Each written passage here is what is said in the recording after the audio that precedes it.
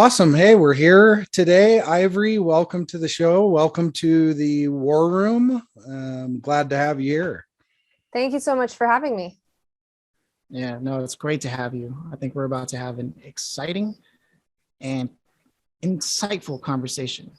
There you go. Play on the company name. There it is. Yeah. Ivory, do you come from a family of entrepreneurs? I have to ask. That's the most important thing I'm always curious about. Kind of, I guess. So my grandmother was a hairstylist. So at some point she was an entrepreneur, but a lot of farmers in my background as well. So I would definitely classify them as entrepreneurs. Okay. So interesting background. My mother is actually in computer programming. So everybody in my family does something very different. Everybody just follows their own way. Okay. And so you stepping into entrepreneurship wasn't a surprise for them? No, I think my mother, knowing me growing up, and my grandparents knew that's exactly the route I'd end up going down at some point. I'm very much a person who, when I make a decision, this is how I'm going to do something, I'm going to do it. And if it's not figured out by somebody else, I'll figure it out myself. I can't wait for somebody to do something. I have to just go and do it. If that makes any sense. So then did you end up going the college route, or did you forego it altogether?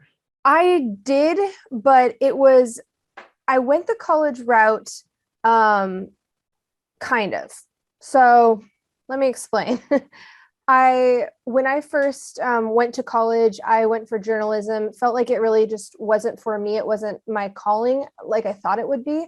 I had always wanted to be an investigative journalist and go into war zones and, very young and naive. And when I left school, I couldn't find any jobs. It was just the times that we were in. This was during the financial crisis. And I ended up being a collector at Wells Fargo. And I collected on defaulted home equity lines of credit for people that were underwater. So they owed more than the value of their property, and kept working my way up in collections because I did it in a very unconventional way, where it's very focused on how do we help people with all of their bills, because then they'll be able to pay their mortgage. And then, so found a lot of issues with the whole process. And I think that's where the entrepreneurial bug in me started to happen. I just didn't know it yet. Okay. So yeah, there's definitely a difference to have that level of empathy. Like what's going on with your situation? How do we make this work so that we can, which is very entrepreneurial of you, because that's what we do with clients, right? So at what point does Incite Strategies come into the picture to make that come together? Yeah. I mean, I was given a lot of responsibility at Wells Fargo where I was helping people, and I loved my job, found a lot of issues internally, got to make new processes that just didn't exist. And then it all just stopped. Like the financial crisis was over. Everybody was transitioning into the type of work that they did before there was this big crisis.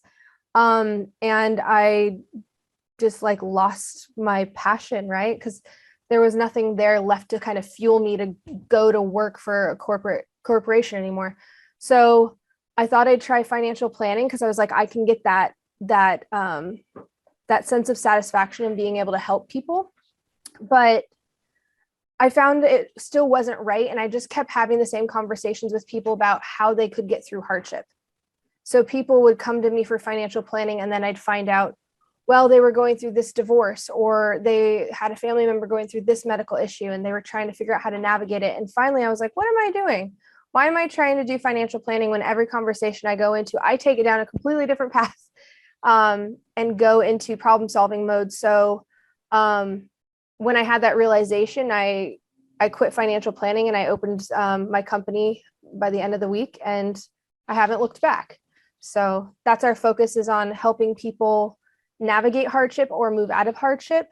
A lot of our clients aren't necessarily in that hardship zone, but they've had the hardship, and it's like, well, now what do I do? Because it's followed me on my credit, and I'm trying to start a business, or whatever they're trying to do, and it's holding them back. It's preventing them from being able to get a loan and grow and expand on their own personal sense or with their businesses. So Yeah, that lines up perfectly with what you had been doing and how you turned that over. Wow. So then where do you see Incite Strategies doing the most good for people? Like, what's your goal for 2022 and on? yeah, my goal specific for 2022 is really heavily focused on education right now. We have a financial services industry as a whole that lends to people based on one of the primary factors being credit, but they don't understand how credit works and can't adequately help people get approved for better terms, or advise them on exactly what to do if they're not approved. So my biggest focus right now is actually pushing out education to the professional side. Long term, to answer your question, I would like to get more of the education into the school system. So we're getting ahead of things and we're giving people the ability and the opportunity to hit the ground running. Let's say you are transitioning into being a young adult, you want to be in real estate, or you want to start a business, or whatever that is. If you don't have a foundational understanding of finances and especially how the credit system works, you can get yourself in trouble really easily. You can take out bad loans. I mean, they're bombarded with credit cards when they turn 18 now. But without giving them the proper platform and the proper tools to understand an asset that they could utilize, it can be used for good or bad, right? Help them arm themselves so they can use it for good. I mean, we can create a lot of successful future entrepreneurs. So, Yeah, Jason, when you were coming up in the game, did you have any access to like educational information about finance and business? Absolutely not. Oh man. Not really. But what I will tell you is these are my favorite kind of businesses. And you know why? Because they're born out of necessity. mm-hmm. And anytime something is born out of necessity, it always catapults. It always does, because it's like a predispositioned business already, right? There's a market for it. People need it. So there's lots of problems to solve. And when you have problems to solve, that's it. That's the main part of any business, is if you have problems to really solve for people. And, when I started my first company way back, and I won't even say, because I'm pretty sure I'll feel like the youngest person in the room, right? Not. Anyway, there was no resources really. There was no, you couldn't really go to anybody for financial advice for your business. I mean, you could go to financial planners, but they weren't really for that. They weren't there to help you like navigate the business side of it. So I think what you're doing is great. It's awesome. Yeah, I mean, financial planning, I always like to say that credit is the forgotten asset on the balance sheet, because you may have all of these things you want to do. You may want to take out a loan so you can leverage that loan so you can grow your business or whatever, right? But if you don't have strong credit, you're going to be limited on, one, can you even do it? But then two, at what rates and what terms? And can you get the amount of financing you need? Especially a new business owner. I mean, they're already going to be skeptical looking at you as far as lending goes, because you're trying to prove yourself. But I mean, we work with a lot of very successful business owners that are essentially, they're stuck and they can't move forward until they resolve these issues, because they can't get what they need to grow. The more you grow, the more capital you may need to leverage in order to grow even further. So without solving that problem, it can be a really big sticking point in a business. So now for yourself, Ivory, when you decided to go into business, was it easy for you to figure these things out because you already knew what steps you needed to take to get into this position? You can say I was naive. So I had been used to, working at a large corporation. I did get to the point where I had a lot of people under me. I was given a $4 million budget a year, and it was like, fix these problems, do these things. So I was very naive because I was used to being given the resources to get things done. So I think one of the more difficult things was not having resources, whether that be manpower, definitely in the beginning, and then obviously capital. I mean, so I think I did well with the scarcity of my assets, but I would say the most difficult thing has been being creative to get people to know that you exist. And I think every business owner faces that, right? You may be better than everyone else in your industry. You may have an advantage, whatever that advantage may be. But if people don't know about it, then it doesn't matter, because then you don't exist, right? What's that phrase? Like, if the tree falls in the, I don't know what it is. I literally used that the other day. That's so funny. It's around because it's that true, phrase. you know? Yeah. So then if that is the case, you've been overcoming that day by day. When did you officially open the doors for Incite Strategies? So July 2019. Wow. Yeah, 19. Yeah, July 2019. So yeah, and opening the doors, what I did, all marketing, I never started paying for marketing until 2022. So all I did was just pound down the doors of everybody that I could find. So I went to like every networking event and I was like, hey, I have this business. You should work with me. Here's why. And it worked. So my mom always says I have the gift of the gab. So if I can sit with somebody one-on-one, I can typically help them understand why they should work with us and how we can help them. And I always try to position everything as, we're here to help you, and here's how we can make you more successful.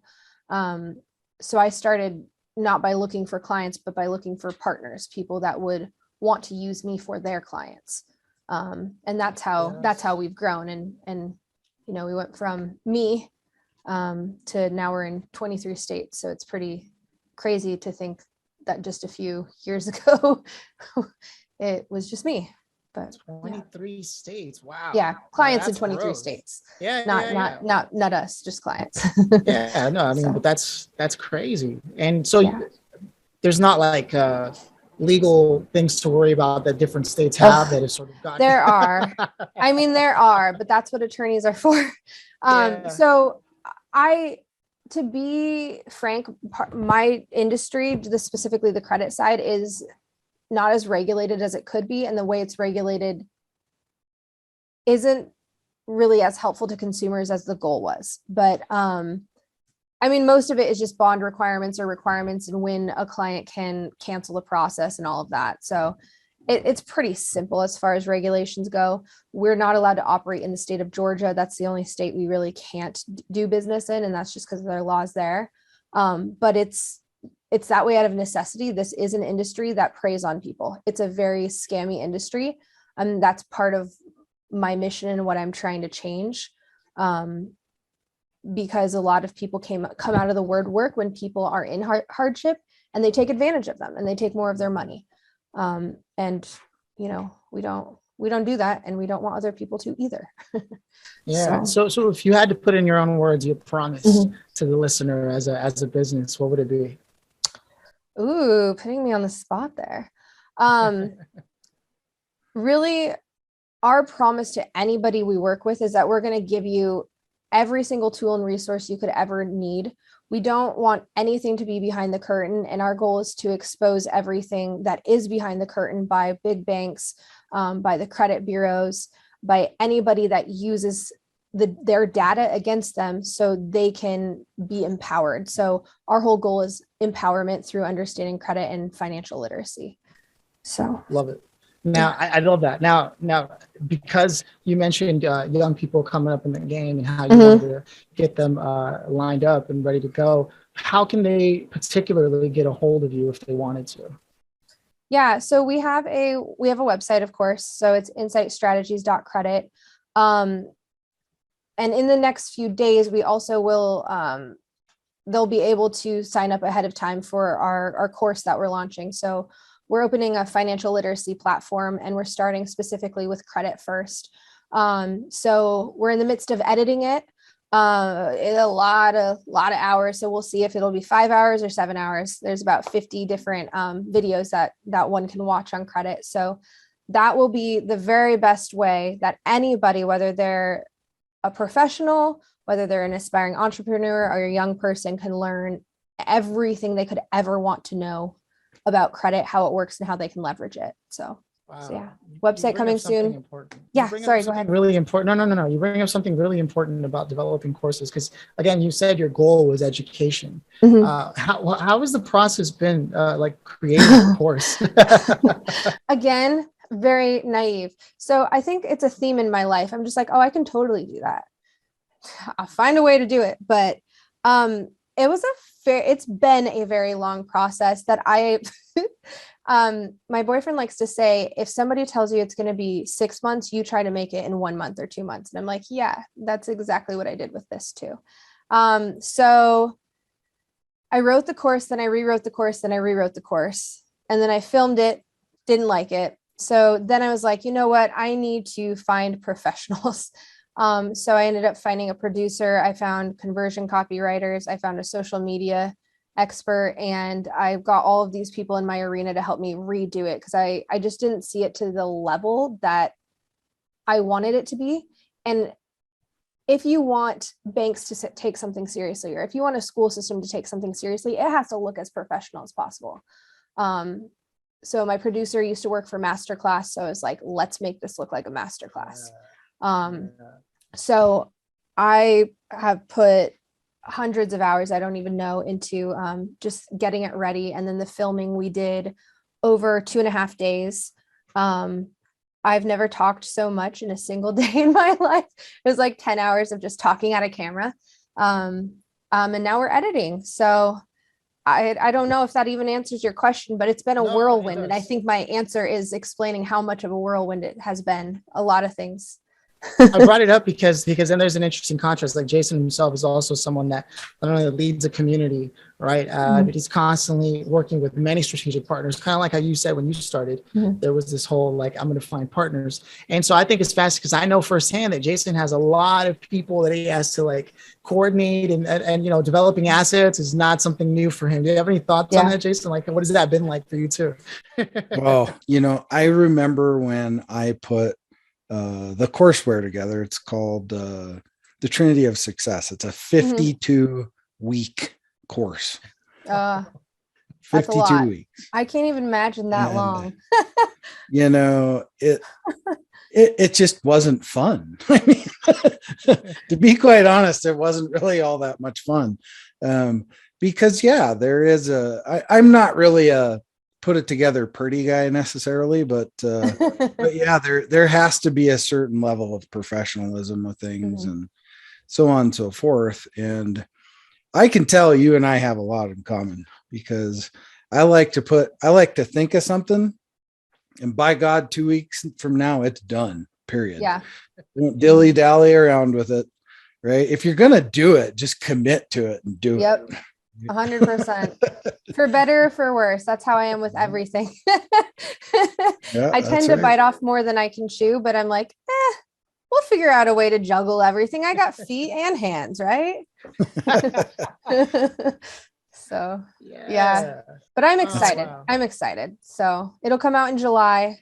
Not 52 weeks though. I'll never do it again. I promise. You said it was incitestrategies.credit where people can go? Yeah, incitestrategies.credit. And then we'll have a separate landing page. The course is going to be called Credit Worthy. So I love that title. It took me the night before I filmed the commercial for it to come up with it. That's how long, talk about last minute. But yeah, so incitestrategies.credit, it'll be on there. We also have a guide on there on establishing or building credit if people don't have any credit history or don't know where to start. So okay. And now there's only a few things left here to cover before we close out. And I gotta say, it's just been a pleasant conversation so far. If you were able to speak to you who are just early in the steps before the doors even open for Incite Strategies, and maybe there's this person who's thinking about starting a business, maybe going on a limb, but who knows what that's going to look like, and just not taking the leap that they need to, what would you say to them? Is there a 1, 2, 3 that you would leave behind? I this is so cliche, but I really love the just do it. I think that is just the epitome of like overthinking things stops you from doing things, right? And if you never even take a step and if you never even take that leap, you don't know if you'll succeed. And you might not, but if you fail once, you just keep going and eventually you'll be very successful. So I think just do it. Don't overthink it. You have an idea, just go for it. You'll figure it out. I mean, maybe, hopefully that's great advice, but that's the advice I've chosen to take. No use in stopping yourself from being as great as you might be able to be. So there it is. No, I love that because you're right. You're dealing in hypotheticals no matter how you think about it until you've taken action. This is what you're saying, right? Yeah, exactly. Oh, I love Well, it. I used to, because people, the old saying, so we're talking cliches, right? Yeah.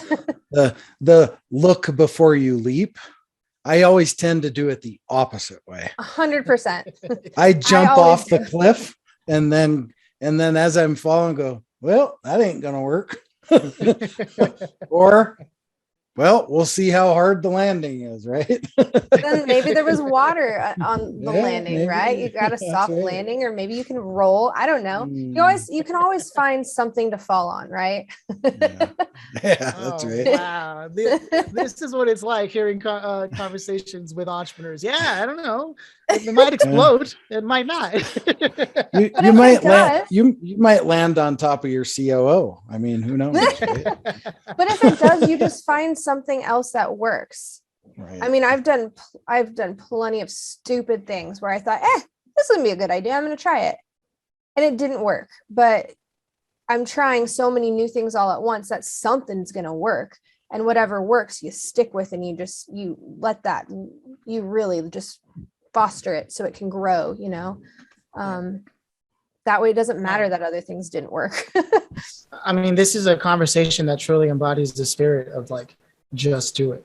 You can just hear it throughout the entire conversation. And so I'm curious, there's this big finale I sort of mentioned earlier, and I hope you indulge me. You are welcome to pass. and that is, if you could have invited anybody to listen to your story and maybe even contribute if they felt like it, who would you have loved to have had here and why?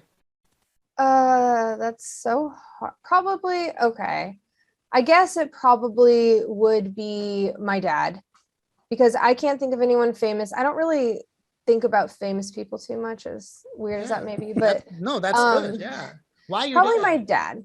He lives across, as I told you guys before we started here, I'm in Vancouver, Washington, but my family is all from Iowa. That's where I grew up. That's where they are. So he kind of gets to see my journey from afar. And I know it would be something he'd be very proud of. Now that he's not, he's still here.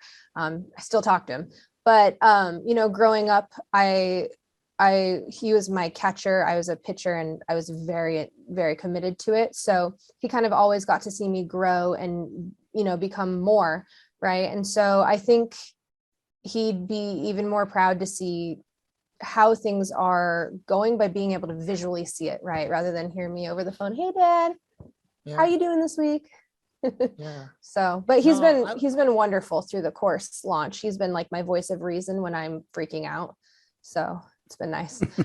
I love that. I love that because it's a reminder that no matter where you are and what you're doing in life, there's somebody there. There's somebody there that's willing to listen.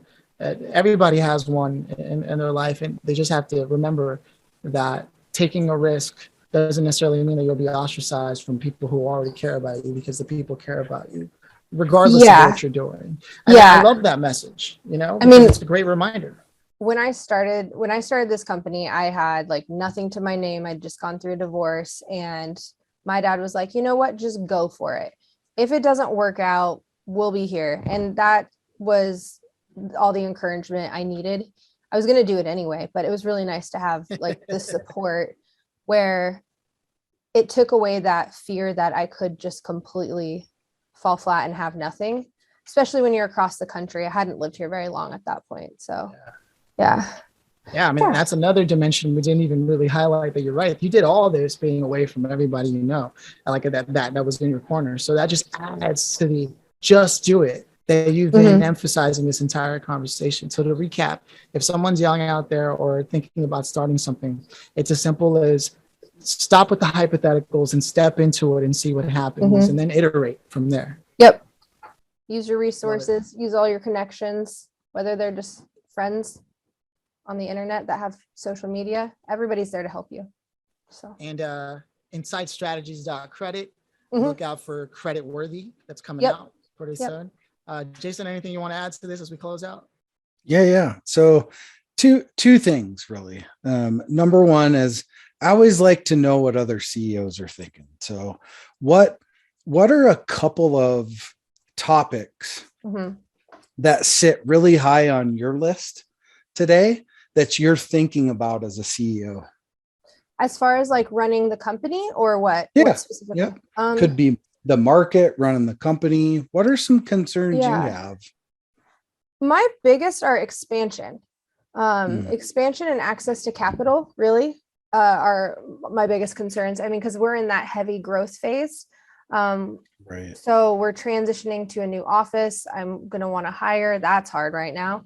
And I guess expansion is how do we continue to grow and how do we get more people to know who we are? So marketing, expansion and marketing. Oh my gosh. I've never focused on marketing till now. And I feel like my knowledge everywhere else is here. And my knowledge about marketing is like, you can't even see it. It's so low on the screen, you know? So I suppose it's that. I think that's most of us actually. Yeah. Right. It's because, well, and then you take that dynamic and it's really, you know, on the front end of any company, it's the most important part, right? But it's the least favorite thing any of us like to get involved in. so yeah, it's weird. It's like, how do you do it? How do you get out there and make sure people understand your message, your brand, who your company is, without spending boatloads of money? Because it seems like nowadays marketing is like one of the biggest expenditures.